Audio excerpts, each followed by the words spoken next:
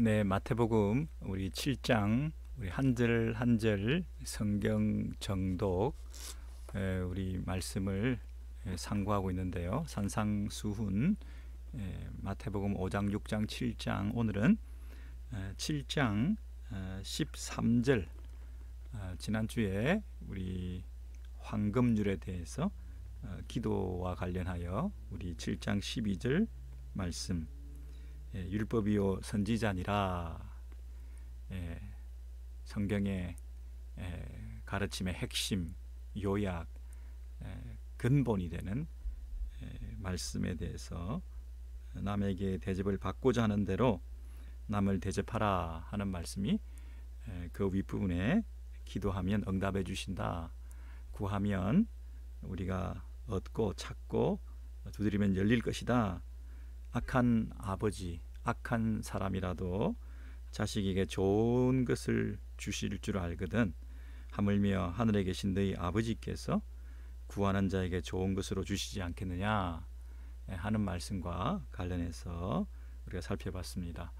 혹시 기억이 안 나시면 그 앞에 있는 우리 강의, 유튜브 강의를 찾으셔서 한 절 한 절 성경 정독 이렇게 치시면 거기에 있는 그 강의가 60개 이상 지금 올라 있으니까 여러분 복습 겸해서 이전 것부터 차근차근 다시 한번 들어보시면 또 마음에 새겨지고 기억에 오래 남고 또 그것이 우리의 삶에 큰 양식이 되고 또 우리 삶 가운데 기억이 나고, 그래서 비로소 우리가 잘 이해되어야 내 것이 되고 그것을 기억하고 암송하고 또 삶에서 기억나고 생활 현장에서 힘이 되어서 산상수훈적인 그 삶을 비로소 살아갈 수가 있는 것이죠. 우리가 공부했다고 사는 게 아니기 때문에 마음에 꼭 자주 새기셔서 우리 신명기에 나와 있는 말씀대로 길을 갈 때나 앉아 있을 때나 일어날 때나, 그렇죠? 어디에 손목에도 이마에도, 이게 무슨 말입니까? 늘 말씀이 우리와 가까이 있게 하라. 그리고 잊지 마라. 무슨 방법을 써서라도 마음에 새기고 또 그것이 삶에서 적용될 수 있도록 해라. 그 얘기 아닙니까? 우리가 산상수훈 5장, 6장, 7장 이제 12절까지 7장 12절까지 이제 거의 끝났습니다. 산상수훈의 가르침이라고 하는 것이. 근데 이제는 이후에는 13절부터 우리의 삶이 그런 산상수훈을 교훈을 받은 사람이 어떤 사람들이며 또 어떤 자세로 살아가야 될 것인가, 또 그것을 어떻게 삶에 적용할 것인가, 이 부분을 가르쳐 주고 있습니다. 산상수훈의 그 가르침이 사실 깊고 우리가 생각하지 못했던 오묘하고 또 하늘의 그 교훈을, 윤리를 우리에게 알려주셨기 때문에 지상에 살고 있는 우리들로서는 정말 이런 하나님의 의도가 있었구나라고 깨달음이 있었잖아요. 그래서 감탄하고만 있을 게 아니라 산상수훈의 그 가르침에 대해서 우리가 경탄해 할 것만 아니라 이제 우리는 살아야 되는 거죠. 말씀을 삶에 적용해서 살아야 되는데, 그러기 위해서는 오늘 말씀 꼭 기억하셔야 됩니다. 이게 쉬운 일이 아니다. 그리고 아무나 할 일이 아니다. 많은 사람들이 하는 거 아니다.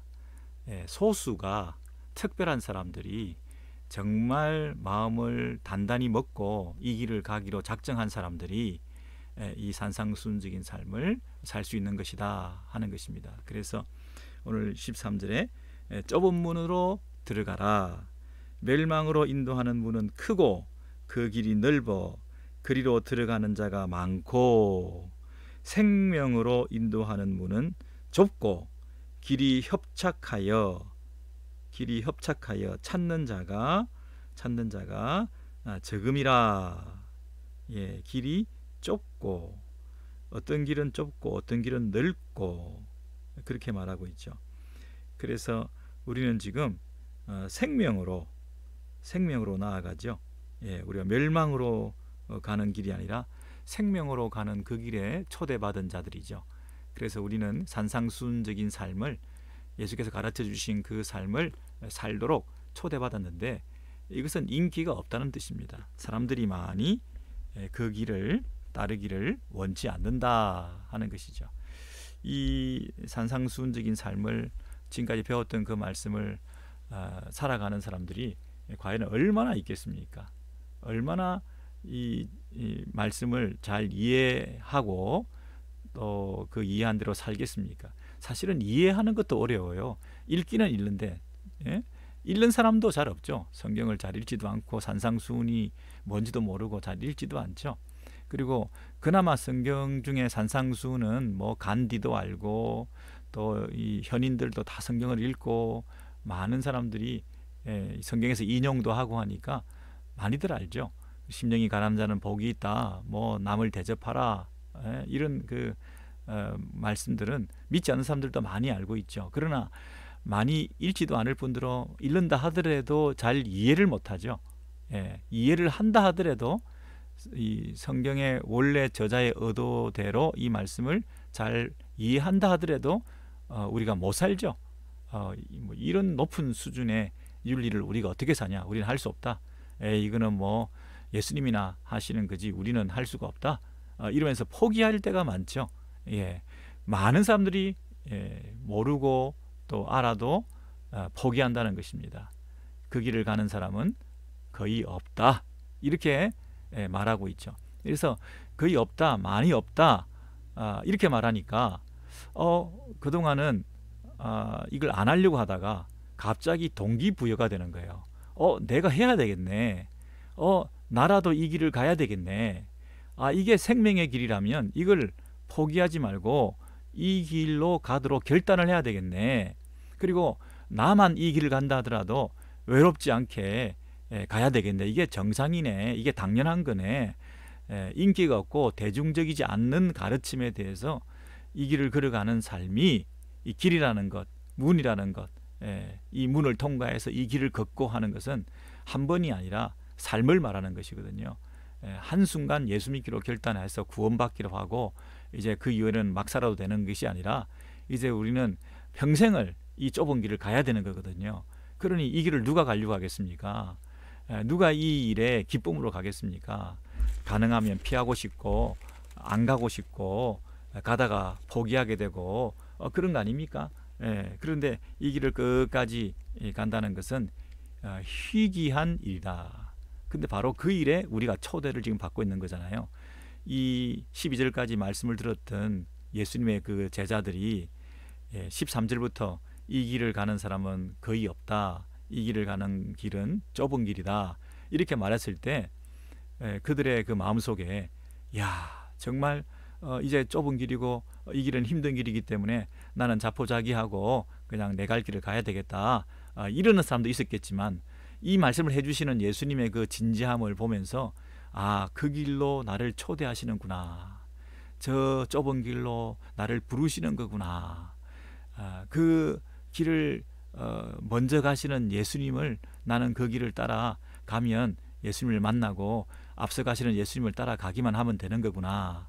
무책임하게 우리를 내팽개쳐 놓고 당신은 편한 길로 가시는 게 아니라 그분이 먼저 그 길로 가시기 때문에 그 길로 초대하면 우리는 그 길을 따라 믿음으로 가면 이제 그분을 향해서 내 눈을 픽스하고 고정해서 이제는 그분을 따라 한 걸음 한 걸음 가면 되는 것이구나. 예수께서 그 길로 우리를 초대하시는 것이구나. 여러분 그 초대를 지금 우리가 받는 것입니다. 13절 14절을 통해서 좁은 문으로 들어가라 명령형으로 말씀하십니다. 좁은 문으로 들어가라. 갈래 말래 갈까 말까가 아니고요. 가도 된다 뭐 안 갈 수도 있다 이게 아니라 들어가라. 우리는 이제 들어가야 됩니다. 여러분 이 명령에 순종하셔야 됩니다. 그렇죠? 들어가라 들어가라. 아멘. 여러분 그래서 우리는 그 좁은 문으로 이제 들어가게 되는 거죠. 기독교인의 삶은 이렇게 간단하지가 않다. 쉬운 길이 아니다. 대중적이지 않다. 편하지 않다. 여러분 이게 벌써 우리로 하여금 마음에 결단하게 만드는 거죠. 여기서 우리가 생각할 수 있는 것은 좁은 문이 있고요. 그 다음에 좁은 길이 있다는 사실입니다. 게이트가 있고 로드가 있다고 지금 말하고 있죠. 좁은 문으로 들어가라. 들어가고 나서 그 길이 넓어 그리로 들어가는 자가 많고, 예, 그 문을 통과해서 들어가면 그 통과 문 다음에 그 길이 넓다는 거예요. 그 길이 넓어. 그러니까 그 길이 넓으니까 그 문을 통과하는 사람도 많다는 거죠. 그게 넓은 길이죠. 반면에 어, 생명으로 인도하는 문은 좁고, 문이 좁다 그랬죠. 게이트가 내로하다, 좁다, 스몰이다. The gate small. 그 다음에 길이 narrow하다 그랬어요. Road is narrow 했습니다. 그래서 길이 좁고 게이트는 작고, 그래서 그 길이 협착하여 좁기 때문에 그 길에 대한 인기가 없는 거죠. 그러니까 그 문도 적고 좁고 이렇게 말하고 있죠. 자, 그러니까 문이 있고 길이 있다는 것을 늘 잊지 마셔야 됩니다. 그죠? 예. 그리고 처음부터 시작부터 넓기도 하고 좁기도 한 문이 있다는 사실을 기억하셔야 됩니다.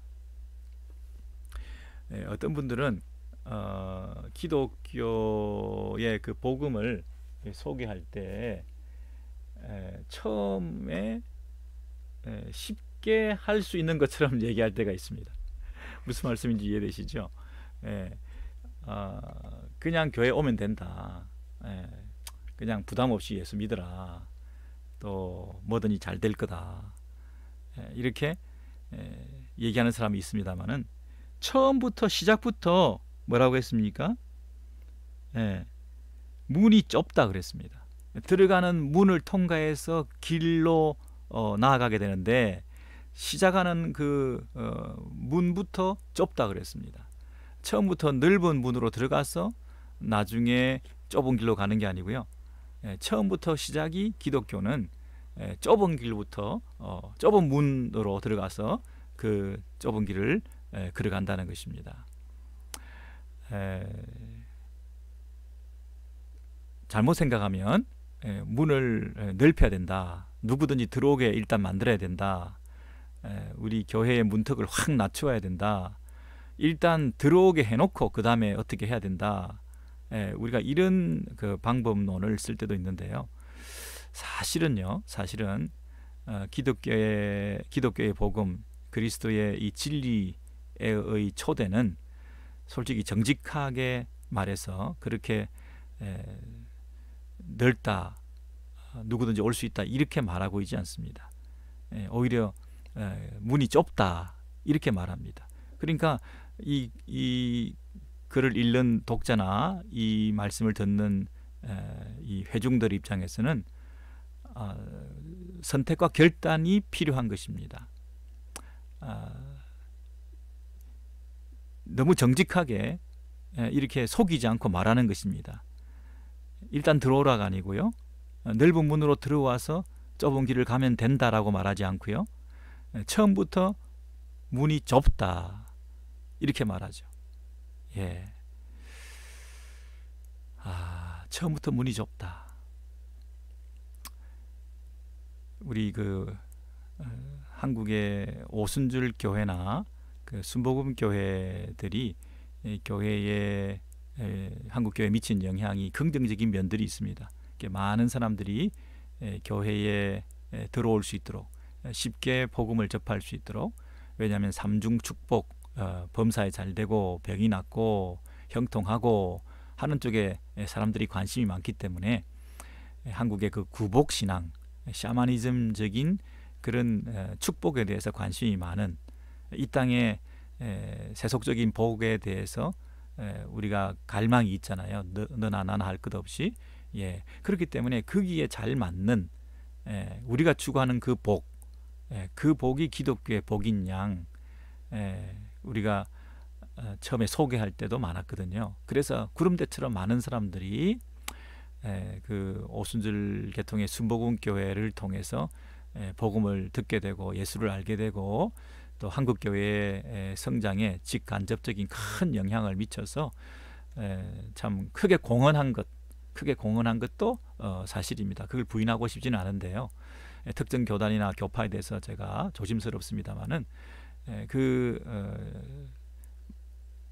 신앙의 그 행태나 또 그 결과들이 최근에 보더라도 그렇게 아름답지 않은 것을 보면서 과연 처음부터 좁은 문을 얘기했을 때 과연 그렇게 많은 사람들이 복음에 입문하게 되었을까? 그런데 많이 들어왔다고 해서 우리는 좋은 줄 알았는데 이미 너무 많이 들어와서 우리의 그 본질을 오염시켜 버렸던, 기독교의 참 진리를 훼손시켰던, 신앙의 그 정수를 우리가 발견하지 못하고 그냥 하나의 방법론으로 내가 복을 받기 위해서 우리의 그 기독교 신앙, 심지어 우리가 믿는 하나님조차도 우리가 도구화되는 이런 측면도 좀 있었던 것을 반성합니다. 그래서 오늘날 한국 교회들이 저렇게 무너지고 세상의 욕을 먹고 지탄의 대상이 되고, 그리고 뭔가 비윤리적이고 뭔가 비이성적인, 상식적이지도 않는 그런 어떤 모습을 보이며 사람들로부터 조롱을 받고 있는 그런 이유가 은혜면 무조건 된다, 쉽게 편하게 하나님의 은혜로 공짜로 우리가 믿을 수 있다, 그리고 값싼 복음, 그리고 기도만 하면, 용서만 구하면 용서를 받는 그런 식의 이 죄에 대해서 민감하지 못한, 철저한 회개가 없는 구원에 대해서, 그리고 쉽게 용서받는 이런 어떤 모습들, 그리고 개인 구복적인 차원에서 아주 우리 기독교가 샤머니즘화 되어 버린 이런 어떤 모습들, 그리고 굉장히 율법적인 신앙을 가지게 된 것들, 또 인과론적으로 이렇게 열심히 해서 기도 많이 하고 헌신 많이 하고 해서 하나님께서 주시는 그 복을 받게 되었다고 하는 그런 류의 간정들, 이런 것들이 너무 대세를 이루다 보니까 결국은 많이 들어오고 많이 예수 믿게 되고 기독교의 그 인구가, 기독교 신앙을 가진 인구가 때로 뭐 몇십 프로 된다는 둥, 그래서 뭐 한국 교회가 대세를 이루고 한국의 그 모든 종교 중에 기독교가 제 1순위에 들어갈 수도 있다고 하는, 불교나 어떤 유교나 이런 걸 넘어서는 이런 기독교 국가가 된 것인 양, 구약의 이스라엘처럼 신약의 하나님의 나라는 마치 우리 한국인 것처럼 이렇게 착각하면서 우리가 살았지만, 그러나 길게 볼 때, 결국에 결과적으로 볼 때 깊은 신실한 진정한 복음의 그 본질을 잃어버린 채 한국 교회 전체적으로 이 문제를 야기하게 된, 이제는 뭐 돌이킬 수도 없는, 이제는 다시 회복하기도 어려운 자체 정화 능력을 상실하고만 이제 무너지는 일만 서서히 기울어 가고만 있는 이런 한국 교회의 거대한 공룡과 같은, 사라지고 이 멸절될 수밖에 없는 그런 교회의 모습으로 우리가 전락하게 된 것 중에 한 가지는 좁은 문이 아니라 너무 넓은 문으로 사람들을 유인하고 잘못 인도, 미스리딩하면서 그들을 일단 교회 안으로 끌어들이는 일에 너무 열심을 내었던 거 아닌가. 진정한 제자도에 대해서, 저 좁은 길을 계속 걸어가야 될 것에 대해서 우리가 가르치지 않고 우리 성장주의에 물들어서 결과주의, 수단 방법 가리지 않고 결과만 좋으면 된다는 그런 방식의 전도, 이런 것들이 오늘 그 7장 13절 제일 첫 구절, 좁은 문으로 들어가라, 이렇게 말씀하신 이 구절을 우리가 너무 무시하고 간과했던 것 아닌가. 성경은 너무나 정직하게 이제 12절까지 다 가르치고 나서 우리들을 향해서 부를 때 이제 이 좁은 문으로 들어갈 사람을 찾는다, 이렇게 우리를 초대하는데, 우리는 성경의 이 가르침과 전혀 정반대의 넓은 문으로 초대합니다, 이렇게 선전하고 그동안 교회의 성장을 추구해 왔던 거 아닌가. 다시 한번 우리가 초심을 잃지 말고 이 시간 저와 여러분에게 하시는 예수님의 말씀을 우리가 마음에 새기시고 이 좁은 문으로의 초대에 여러분 진정 응하시기를 바랍니다. 여러분, 좁은 문으로 초대한다는 것은요, 그 문을 통과한 다음에 좁은 길을 걷는 것과 연결되어 있습니다. 좁은 길, 넓은 좁은 문, 넓은 길, 뭐 이렇게 될 수는 없는 거죠. 넓은 문, 좁은 길, 이런 것도 없는 거죠. 좁은 문, 좁은 길, 이렇게 연결되어 있습니다. 그러므로 여러분, 이 좁은 문으로 들어갈 때 처음부터 이제 이게 들어갈 때 좁은 문이라고 하면 우리가 어떻게 해야 되느냐 하면 가지고 들어갈 수 있는 게 많이 없습니다. 이 문을 통과해야 되는데요, 간신히 고개를 숙이고 기어 들어가야 되는 이 좁은 문인데 다른 것들을 많이 들고 갈 수가 없습니다. 다 버려야 합니다. 다 남겨두어야 합니다. 우리가 뭐 놀이동산 가가지고도요, 정말 줄을 서가지고 뭐 재밌는 거, 정말 신나는 거 하나 뭐 탈 것을 타려고 해도요, 그 타는 자리가 좁다든지 위험하다든지 쉽지 않다든지, 그러니까 자기 가지고 있는 물건 다 놔두고 맡겨놓고 그 들고 못 하거든요. 들고 탔다가 큰일 나거든요. 그러니까 내려놓고 타야 될 때가 있습니다. 여러분, 우리가 이 생명의 길을 가기 위해서 포기하고 내려놓고 다시 뒤도 돌아보지 않고 미련을 버리고 남겨두고 버려두고 가야 할 것들이 있습니다. 이 좁은 문 다 들고 다 짊어지고 갈 수 없습니다. 그리고요, 이것은 가정 단위로 갈 수 없습니다. 한 명씩 한 명씩 좁은 길을 통과해서 좁은 문으로 들어가서 가야 되기 때문에 덤으로, 단체로, 그룹으로 누구 바지가랑이를 잡고 누구 이름을 걸고 그 사람 때문에 갈 수 없습니다. 한 명 한 명이 그 좁은 문으로 가는 것입니다. 마치 요즘식으로 하면 여러분 그 회전문 있죠. 어떤 목사님이 비유하시기를 이것은 그 회전문, 십자문과 같은 것이다. 그 문을 통과할 때 한 명씩 들어가야지 두 사람이 거기 들어가면 그 문이 잘 돌지도 않고 힘들어요. 그 문에 들어갈 때는 반드시 한 명씩 들어갑니다. 그러므로 많은 사람들과 함께 군중들과 대중들과 무리들과 섞여가지고 이렇게 덤으로 가는 거 아닙니다.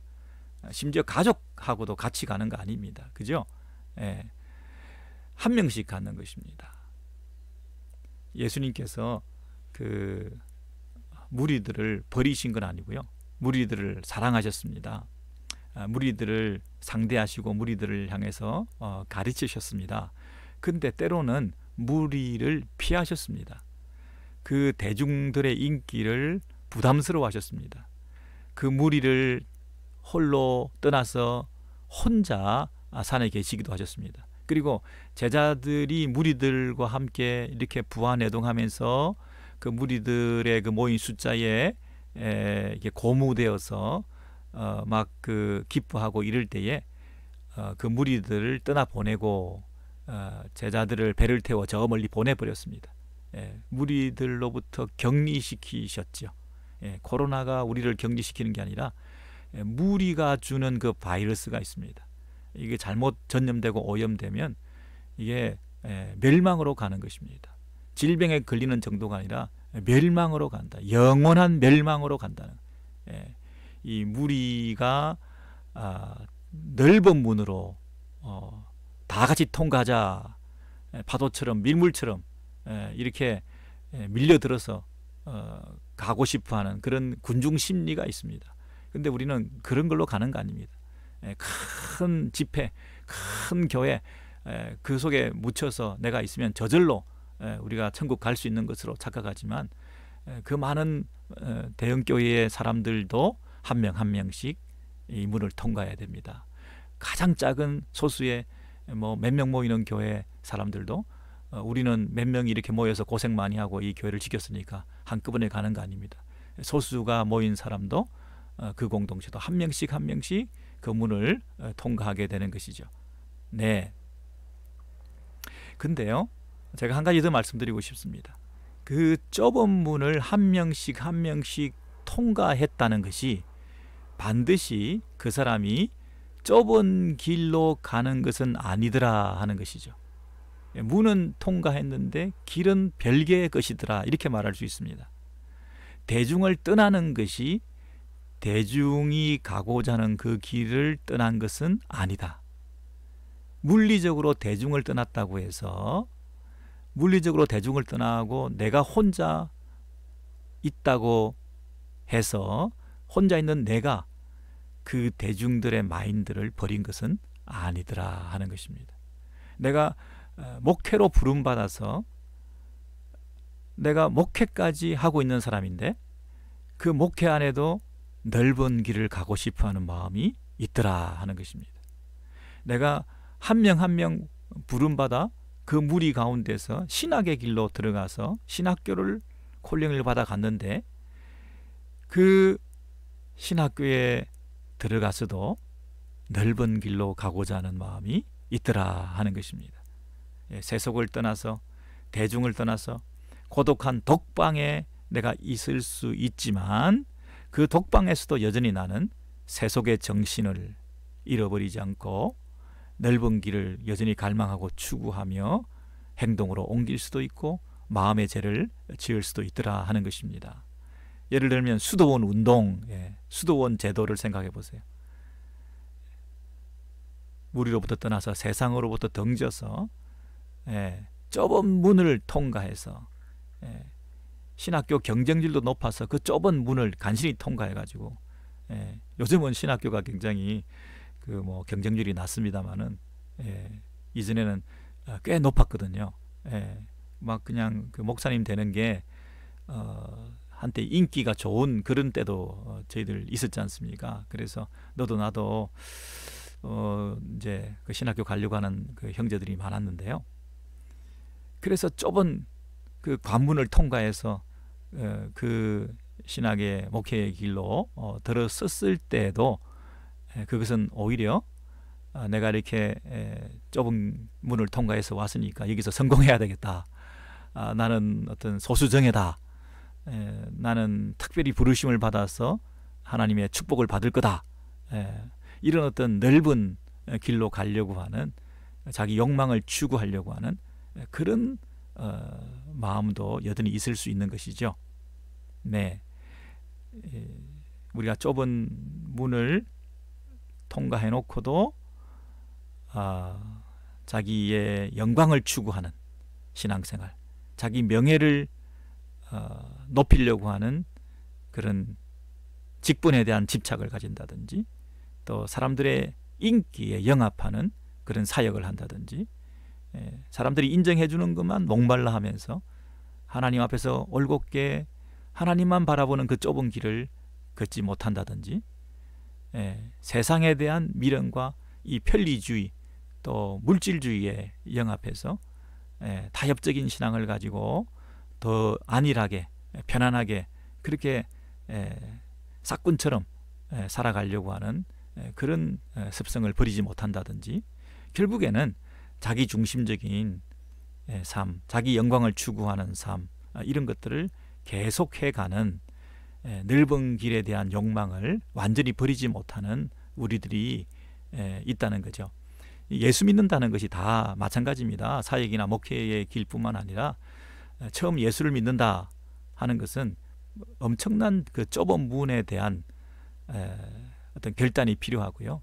그 좁은 문으로 한 명 한 명 통과해서 들어오게 되었을 때 이제 모든 것을 버리고 내 안에 있는 그 자기 중심성을 내려놓고 자기 인기와 영광을 추구하려는 그 세속적인 욕망에 대한 미련을 다 내려놓고 이제 그 좁은 길을 고독하게 홀로 주님만 바라보고 걸어가는 그런 걸음을 걸어가야 된다는 것입니다. 대중으로부터 떨어져서 수도원 운동을 하며 혼자 독방에 내가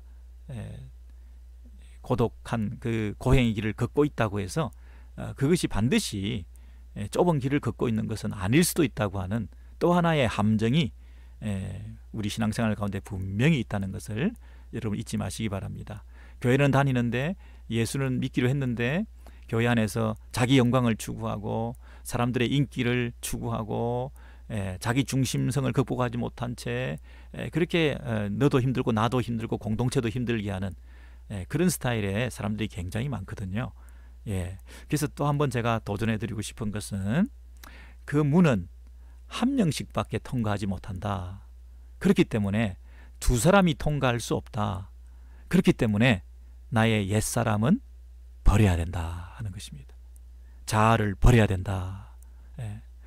나의 옛사람까지 두 사람이 같이 나와 나의 옛사람 둘이 같이 그 문을 한꺼번에 통과할 수는 없는 것이다. 산상수훈적인 삶을 살기 위해서는 참된 그리스도인의 그 신앙의 길을 걸어가기 위해서는 자기를 버려야 된다. 나의 옛사람은 문 밖에 세워놓고 출발해야 된다. 이 문은 한 사람씩밖에 통과할 수 없다. 옛사람은 두고 가야 된다. 그래서 여러분 옛사람을 버려라. 천국에는 자아가 있을 자리가 없다 그러잖아요. 처음부터 좁은 문 밖에서 출발부터 이 옛사람을 버리고 출발해야 된다는 것입니다. 좁은 문 옆에 뭐라고 써져 있습니까?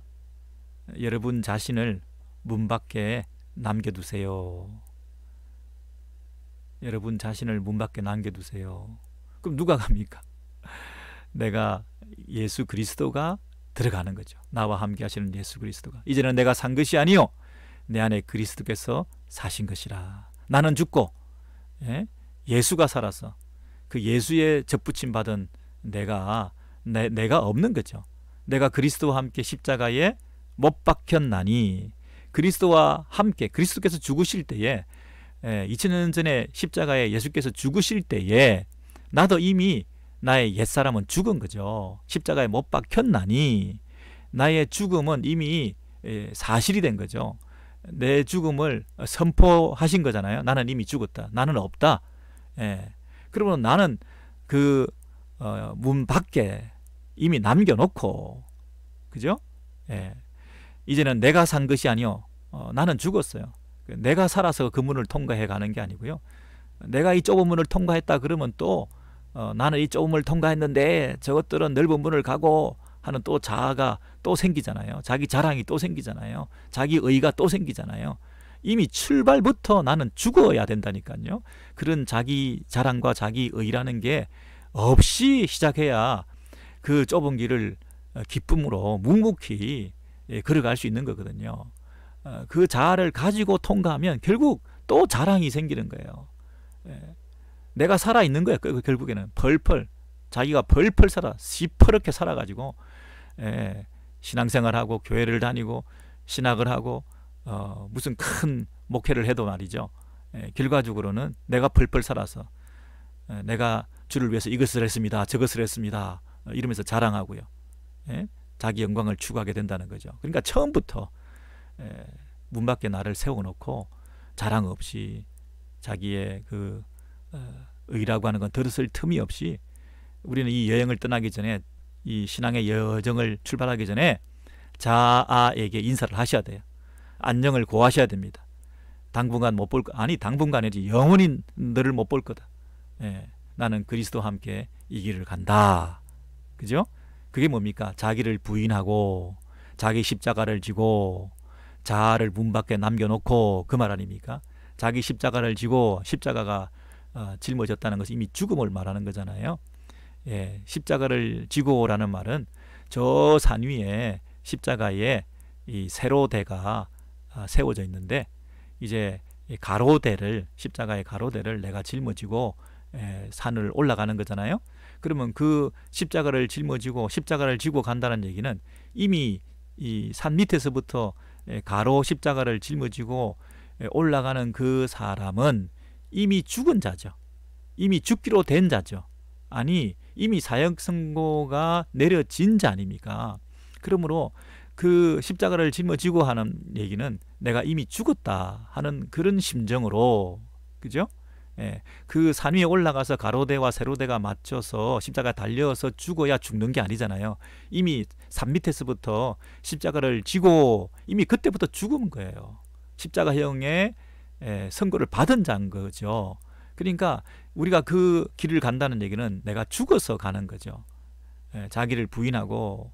여러분, 자기가 펄펄 살아있는 사람들은요, 아직 이 신앙의 여정을 제대로 십자가의 길을 알지도 못하고 걷지도 못하고 있는 거죠. 아주 괴물들을 양산해 낼 수가 있죠. 십자가의 길을 걸었다고 하면서 나중에 자기가 막 나는 걸었다 이렇게 자랑할 수 있는 이런 어처구니 없는 신앙생활을 하게 되는 것에 대해서 예수께서 나중에 나는 너를 도무지 모른다 이렇게 말씀하시잖아요. 그래서 처음부터 죽어야 된다.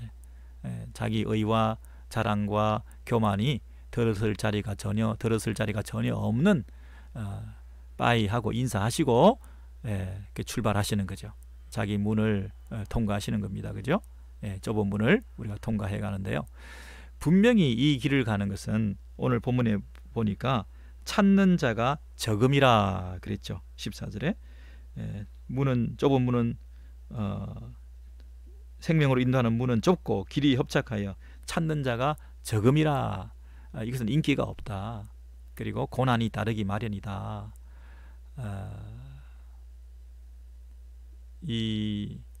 이곳을 가는 사람들이 숫자가 없는 것에 대해서 불편해하고 불안해하지 마라.